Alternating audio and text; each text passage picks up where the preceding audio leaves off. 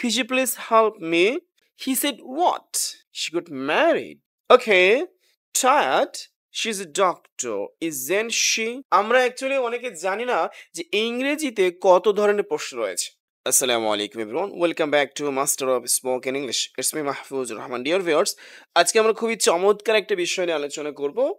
যারা নেটিভ স্পিকারদের মতো ইংরেজি বলতে চান, ইভেন নেটিভ স্পিকারদের কথা শুনে প্রপারলি বুঝতে চান, BBC, CNN, English movie, drama, talk show, এগুলো শুনে আপনি যদি প্রপারলি বুঝতে চান, তাহলে আপনাকে ইন্টোনেশনের ব্যবহারগুলো ভালো করে জানতে হবে। খেয়াল করুন, আমরা যখন বাংলায় কথা বলি তখন আমরা কিন্তু কোনো ঢেউ দেই না, স্ট্রেস বা ইন্টোনেশনের ব্যবহার করি না। বাট ইংরেজরা যখন কথা বলে বা ব্রিটিশরা যখন কথা বলে, তখন তাদের কথার মধ্যে স্ট্রেস থাকে, ইন্টোনেশন থাকে, এই ঢেউগুলো থাকে। এইগুলো মূলত আপনার ইংরেজিটাকে কি করে সুন্দর করে। সো এই বিষয়গুলো আপনি যদি ভালো করে শেখেন, তাহলে ডেফিনেটলি আপনার ইংরেজি নেটিভ স্পিকারদের মতো হবে ইনশাআল্লাহ। সো ডিয়ার ভিউয়ার্স, আপনি যদি আমার চ্যানেলে নতুন হয়ে থাকেন, তাহলে অবশ্যই আমার চ্যানেলটি সাবস্ক্রাইব করে রাখবেন, যাতে পরবর্তী কোনো লেসন মিস না হয়ে যায়। আর যদি অলরেডি সাবস্ক্রাইব করে থাকেন, তাহলে আপনাকে অসংখ্য ধন্যবাদ। তাহলে আমরা শুরু করছি আজকের ক্লাস, ইন্টোনেশনের ব্যবহার। পৃথিবীতে প্রতিটি ভাষারই একটি টোন বা স্বর আছে, আর কথা বলার সময় এই স্বরের ওঠানামাকে ইন্টোনেশন বলে। ইন্টোনেশন দু প্রকার, rising tone and falling tone. Rising tone কি? রাইজিং টোন মানে হচ্ছে যখন আমরা কথা বলবো, সেই কথা বলার সময় আমাদের সেন্টেন্সের শেষের যে টোন বা স্বরটা, সেটা ঊর্ধ্বগামী হবে, একটু ঊর্ধ্বগামী হবে। এবং ফলিং টোনটা কি? যখন আমরা কথা বলবো তখন আমাদের টোনটা নিম্নগামী হবে। সো এখন আমাদের দেখতে হবে রাইজিং টোন আমরা কোথায় করব এবং ফলিং টোন কোথায় করব। খুবই ইজি এবং সিম্পল। দেখবেন ইয়েস নো কোশ্চেন্স, মানে আপনি যে সেন্টেন্সটা বলছেন এটা যদি ইয়েস নো কোশ্চেন্স হয়, তাহলে আপনার রাইজিং টোন হবে। Statement as a questions, statement as a questions হলো অ্যাসার্টিভ সেন্টেন্সের শেষে শুধু প্রশ্ন জুড়ে দেওয়া হয়, এটাকে মূলত স্টেটমেন্ট অ্যাজ এ কোশ্চেন্স বলা হয়। এক্সক্লেমেটরি সেন্টেন্স, এটা আমরা জানি বিস্ময়সূচক বাক্য। সো এরপর রয়েছে কি ফলিং টোন। ফলিং টোনটা হচ্ছে জাস্ট স্টেটমেন্ট, সাধারণ অ্যাসার্টিভ সেন্টেন্স যেগুলো, ইম্পারেটিভ সেন্টেন্স আমরা জানি আদেশ, নিষেধ, অনুরোধ বোঝায়, এন্ড ডাব্লিউএস কোশ্চেন্স। সো এখানে কিছু এক্সাম্পল দেওয়া রয়েছে, এগুলো আমরা একটু ভালো করে দেখব। What type of food do you like? What type of food do you like? Do you like fast food? এই যে ফাস্ট ফুড, এটা কি হয়েছে? ইয়েস নো কোশ্চেন্স, এটা আপনার রাইজিং টোন হবে। Do you like fast food? Are you fine today? Are you fine today? Today? Do you help your mother? Do you help your mother? What a catch! What a catch! What a great idea! What a great idea! Do the work. Do the work. Sorry. Sorry? এই যে নর্মালটা আছে, আপনার দুঃখ প্রকাশ করার জন্য বলছেন sorry. But আপনি যখন এটা কোশ্চেন্স করছেন তখন সরি। এই যে এরপরে রয়েছে অ্যাসার্টিভ সেন্টেন্স, বা এটাকে স্টেটমেন্ট বলা হয়। He has got a job, he has got a job, he has got a job. এরপরে রয়েছে আপনি যখন একটা সেন্টেন্সের মধ্যে একাধিক কিছু জিনিস বলবেন, তো তো তো লাস্টেরটার আগে এন্ড দিতে হয়, বাকি সবগুলো কমা ইউজ করতে হয়। কমার যেগুলো মানে আগে এন্ডের আগের সবগুলো রাইজিং টোন হবে, এন্ডের পরেরটা ফলিং টোন হবে। I went to the market to buy a pen, a pencil, a book and a box.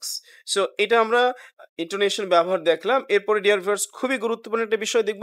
আমরা অ্যাকচুয়ালি অনেকে জানি না যে ইংরেজিতে কত ধরনের প্রশ্ন রয়েছে। সো আজকে আমরা দেখব যে ইংরেজিতে কত ধরনের কোশ্চেন্স হয় এবং সেগুলোর টোনটা কেমন হবে।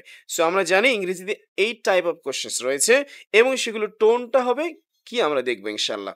সো তাহলে প্রথম কোশ্চেন্স টাইপটা হচ্ছে yes no questions. Yes no questions, okay. এবং এইটার টোনটা হবে রাইজিং টোন হবে, rising tone. Are you free this evening? Do you like coffee? Do you like coffee? Do you enjoy reading novels? Do you enjoy reading novels? Okay. Then WS questions. এটা falling tone হবে.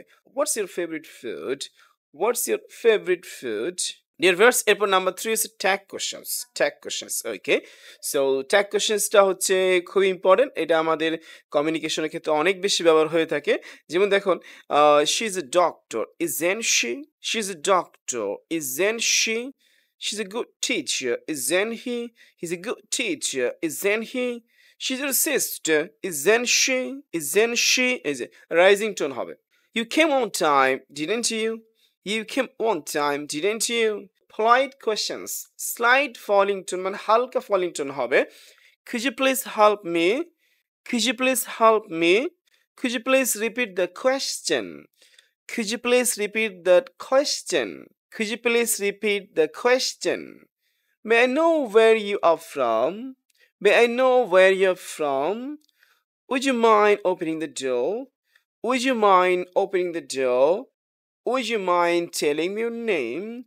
Would you mind would you দেখেন এখানে আমি উজি বলছি উজিও এখানে মূলত আমরা পড়েছিলাম ইউড কলিসেন্সের ক্ষেত্রে ডি এর পরে ওয়াই আসলে ডি এবং ওয়াই মিলে জ হয়ে যায় উজিও উজ ইউ মাইন্ড এই যে ডি বাদ দিয়েছি বাদ এটার কারণ আছে would you mind telling me your name okay fine এরপরে সারপ্রাইজ বা ইমফেটিক কোশ্চেন্স বলা হয় এটা ওয়ান কাইন্ড অফ এমন যে অ্যাসার্টিভ সেন্টেন্সের শেষে শুধু ডাব্লিউএস ওয়ার্ডটা জুড়ে দেওয়া হয় তাহলে এটা সারপ্রাইজ বা ইমফেটিক কোশ্চেন্স হয়ে যায় এবং টোনটা রাইজিং টোন হয় he said what you paid how much you bought how many You bought how many? He gave you what? So এর পরেরটা রয়েছে সারপ্রাইজিং কোশ্চেন্স বলা হয় এবং এইটার টোনটাও রাইজিং হবে এইটা জাস্ট অ্যাসার্টিভ সেন্টেন্সের শেষে আপনার কোশ্চেন্স তৈরি দেওয়া হয় He resigned. You feel the taste. She got married. She left the job.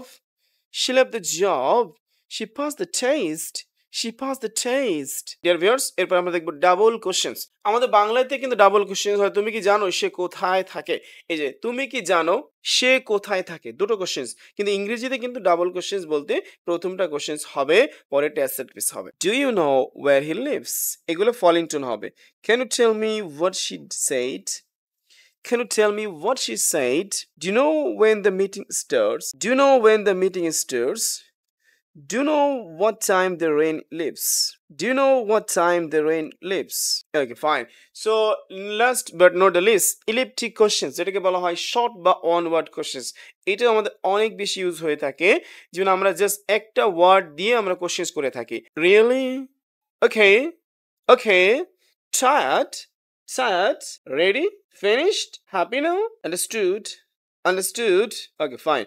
So dear viewers, এর পরের বিষয়গুলো আমরা আগামী ক্লাসে দেখব ইনশাআল্লাহ এটা রয়েছে যে ভার্বের শেষে ইডি যুক্ত হওয়ার পরে উচ্চারণটা কেমন হবে এটা আমরা অনেকে জানি না এই বিষয়গুলো আমরা দেখব ইনশাআল্লাহ